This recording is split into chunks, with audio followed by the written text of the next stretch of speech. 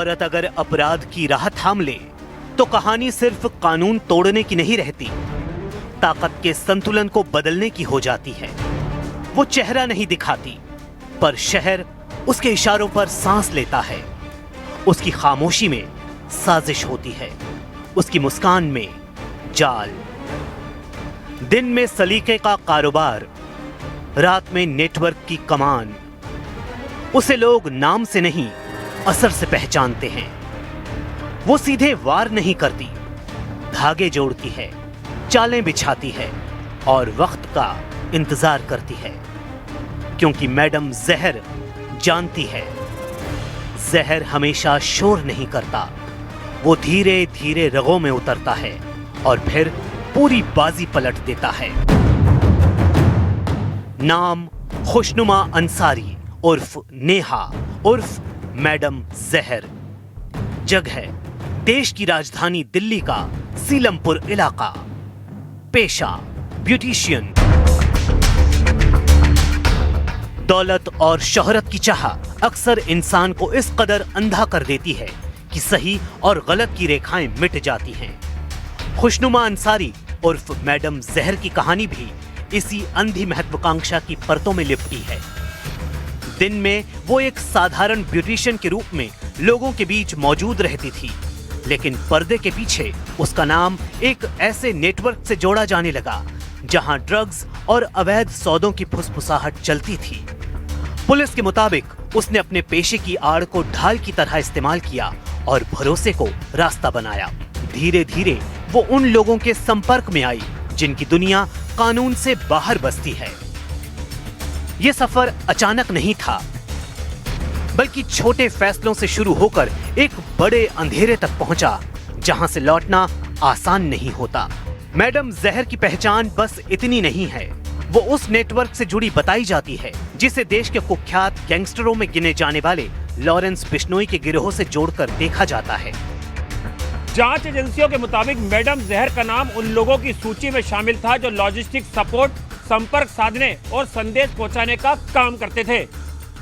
कहा जाता है कि उसने सीधे सामने आए बिना नेटवर्क को मजबूत करने में भूमिका निभाई। उसका काम हथियार उठाना नहीं, बल्कि कड़ियां जोड़ना था। यही वजह है कि उसकी गिरफ्तारी को पुलिस एक अहम कड़ी मानती है, जो बड़े आपराधिक ढांचे की परतें खोल सकती है।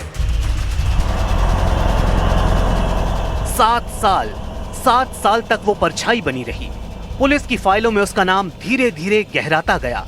हर पन्ने के साथ एक नया कनेक्शन जुड़ता गया। वो सामने नहीं थी, लेकिन कहानियों के बीचों बीच मौजूद थी। जांच एजेंसियों के मुताबिक जिस नेटवर्क में लॉजिस्टिक सपोर्ट और मूवमेंट की जानकारी सबसे बड़ी ताकत होती है, वहां उसका असर महसूस किया जाता था। इसी दौर में पंजाबी सिंगर सिद्धू मूसेवाला की हत्या से पहले की रेकी का मामला सामने आया और नाम उभरा महफूज उर्फ बॉबी कबूतर का। बॉबी कबूतर और मैडम जहर एक रिश्ता जो सिर्फ निजी नहीं था, बल्कि नेटवर्क की धड़कन से जुड़ा बताया जाता है। अब सवाल यह है कि क्या वो सिर्फ कड़ी थी या पूरी चेन की खामोश धुरी भी थी। जुर्म किरदार गढ़ता है और इसकी लत किसी की भी तबाही की वजह बन सकती है। कुछ लोग हालात के शिकार होते हैं तो कुछ हालात को ही हथियार बना लेते हैं। एक ऐसे ही नाम अनुराधा चौधरी उर्फ मैडम मिंज। कभी आम जिंदगी का हिस्सा, लेकिन धीरे धीरे उस दुनिया की ओर बढ़ते कदम जहां भरोसा भी सौदा होता है और रिश्ते भी रणनीति। उसकी कहानी सिर्फ अपराध की नहीं, बल्कि उस मनोविज्ञान की है जहां महत्वाकांक्षा और जोखिम साथ चलते हैं। कौन है मैडम मिंज, कैसे उसने अपनी पहचान बनाई और कैसे जुर्म ने उसका किरदार गढ़ा। देखिए अपराध की दुनिया की एक और कहानी।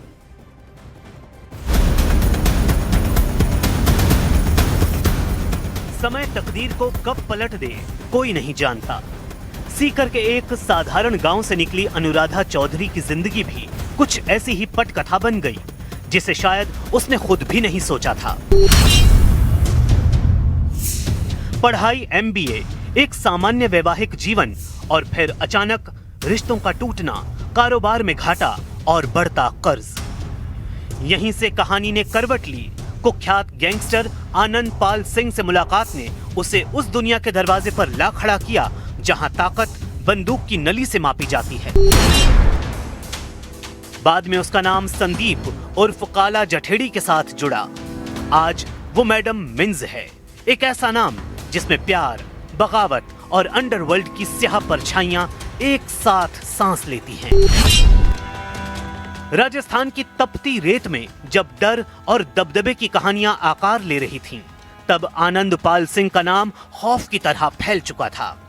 उसी दौर में उसकी दुनिया में एक नई मौजूदगी दर्ज हुई, अनुराधा चौधरी, जो आगे चलकर मैडम मिंज कहलाई। कहा जाता है ये रिश्ता सिर्फ नजदीकियों का नहीं, रणनीति का था। जहां आनंदपाल बंदूक की ताकत था, वहीं मैडम मिंज को दिमाग और नेटवर्क की कड़ी माना गया। मुलाकात ने एक पढ़ी लिखी महिला को अपराध की उस परछाई में ला खड़ा किया जहां फैसले दबी जुबान में होते हैं और अंजाम गोलियों से लिखे जाते हैं। 2017 के एनकाउंटर ने आनंदपाल की कहानी रोक दी, लेकिन मैडम मिंज की कहानी का नया अध्याय यहीं से लिखना शुरू हुआ। जांच एजेंसियों के मुताबिक इस दौरान मैडम मिंज पर दिल्ली, हरियाणा, राजस्थान और यूपी में रंगदारी वसूली, हथियार तस्करी, जमीन कब्जाने, अपहरण और मनी लॉन्ड्रिंग जैसे मामलों में शामिल होने के आरोप लगे। लेकिन उसकी कहानी यहीं नहीं थमी। 2017 के बाद जब अंडरवर्ल्ड की बिसात बदली, तो अनुराधा चौधरी का नाम एक बार फिर नए गठजोड़ के साथ उभरा।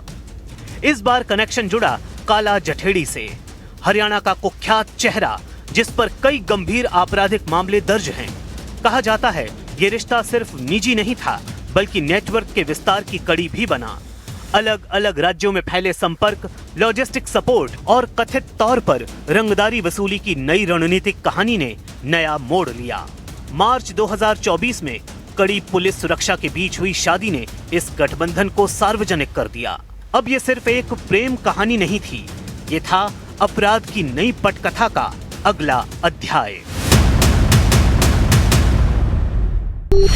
राजस्थान पुलिस की फाइलों में दर्ज आरोप सिर्फ धाराओं की लिस्ट नहीं, बल्कि एक ऐसी कहानी के अध्याय हैं जिसमें भरोसा, धोखा और ताकत साथ साथ चलते हैं। कहा जाता है मैडम मिंज सामने कमाई लेकिन फैसलों के बीच मौजूद रही। नेटवर्क बुनना, संपर्क साधना, संदेश पहुंचाना, यही उनकी कथित भूमिका बताई जाती है। लेडी डॉन और रिवॉल्वर रानी जैसे नामों से पहचानी जाने वाली मैडम मिंज अपराध की दुनिया में वो किरदार हैं जिसे साइलेंट किलर कहा जाता है। लेकिन अपराध की इस कहानी में किरदार सिर्फ मैडम जहर और मैडम मिंज तक सीमित नहीं है। डायरी के पन्ने जैसे जैसे पलटते हैं, चेहरे और भयानक होते जाते हैं। ये सच है कि अपराध की छाया हमें जितनी नजर आती है, असल में उससे कहीं ज्यादा डरावनी होती है। ये दुनिया सिर्फ बंदूकों और गैंग वॉर की नहीं, बल्कि उन गॉड मदर की भी रही है जिन्होंने अपने अपने दौर में अंडरवर्ल्ड और अपराध की दुनिया की परिभाषा बदल दी।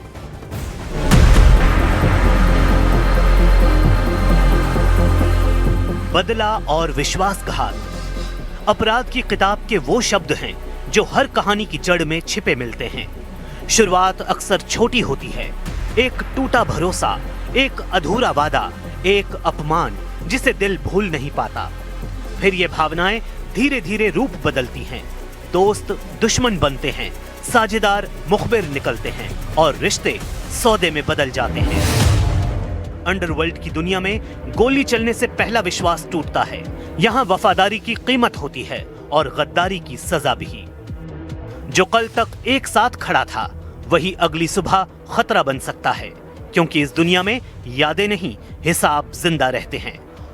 और जब हिसाब बराबर करने का वक्त आता है, तो कहानी सिर्फ खत्म नहीं होती, खून से लिखी जाती है।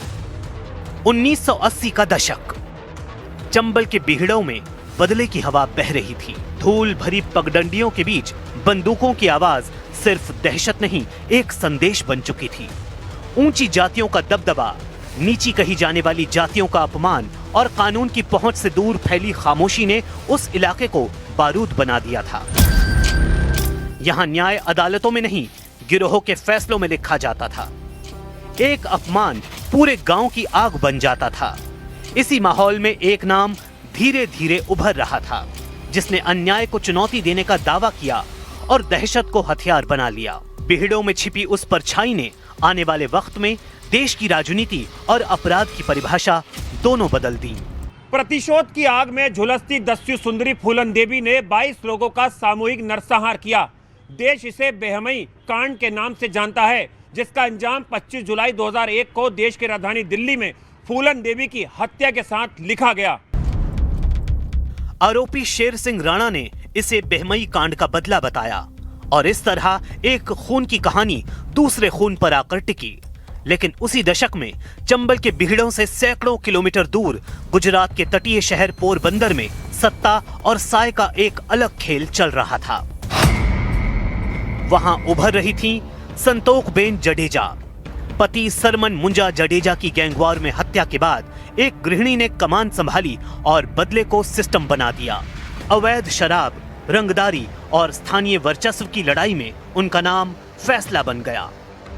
कहा जाता है वो सिर्फ गैंग नहीं चलाती थी, इलाके की नब्ज को कंट्रोल करती थी।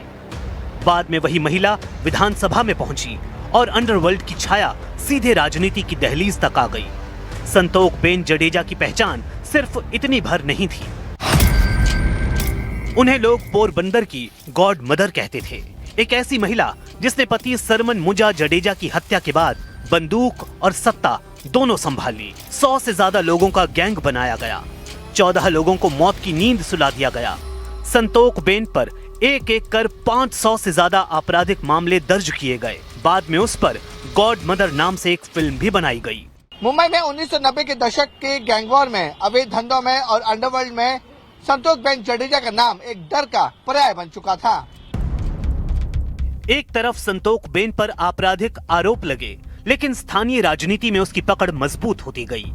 साल 1995 में वो विधायक बनी और अपराध से राजनीति तक का ये सफर सुर्खियों में रहा।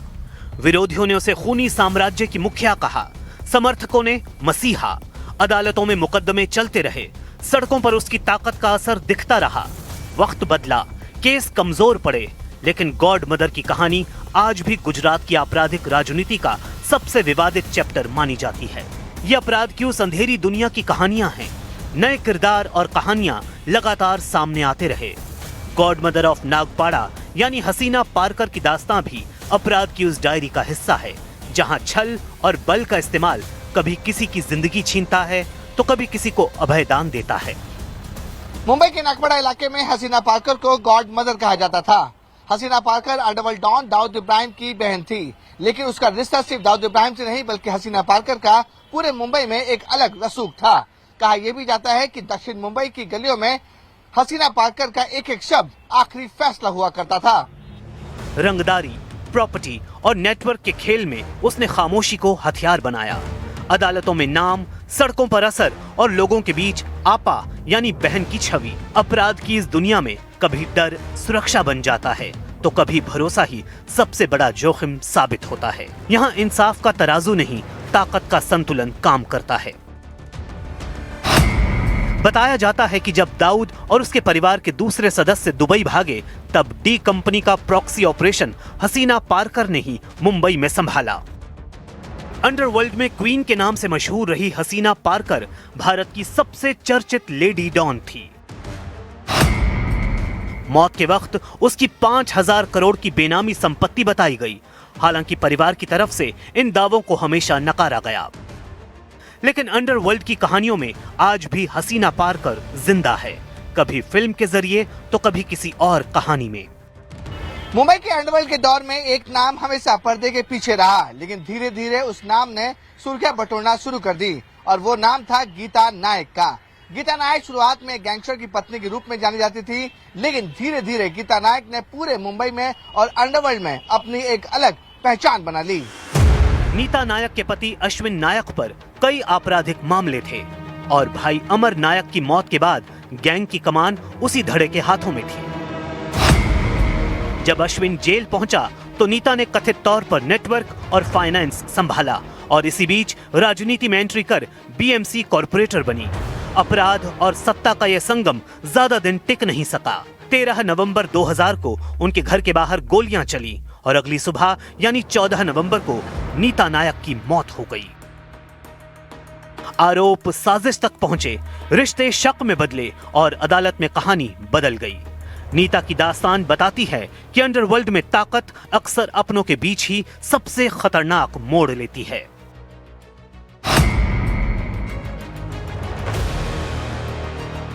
नीता नायक की तरह एक कहानी मध्य प्रदेश के उज्जैन से भी जुड़ती है। अर्चना बाल मुकुंद शर्मा की कहानी, जिसे मीडिया ने किडनैपिंग क्वीन कहा। कभी वर्दी और फिल्मों का सपना देखती थी। पढ़ी लिखी, तेज तर्रार और फर्राटेदार अंग्रेजी बोलने वाली इस युवती का नाम अचानक अपहरण और रंगदारी के नेटवर्क से जुड़ने लगा। कहा जाता है कि उसका संपर्क कुख्यात गैंगस्टर बबलू श्रीवास्तव से हुआ और फिरौती के खेल में उसने दिमाग को हथियार बना लिया। कई हाई प्रोफाइल किडनैपिंग मामलों में उसका नाम सामने आया और पुलिस फाइलों में वो एक मास्टरमाइंड बताई गई। गिरफ्तारी, जमानत और फिर रहस्यमयी फरारी ने उसकी कहानी को और धुंधला बना दिया। आज भी उसका ठिकाना सवाल है। सच और अफवाह के बीच झूलती एक ऐसी दास्तान जहां महत्वाकांक्षा और अपराध की रेखा धुंधली पड़ जाती है।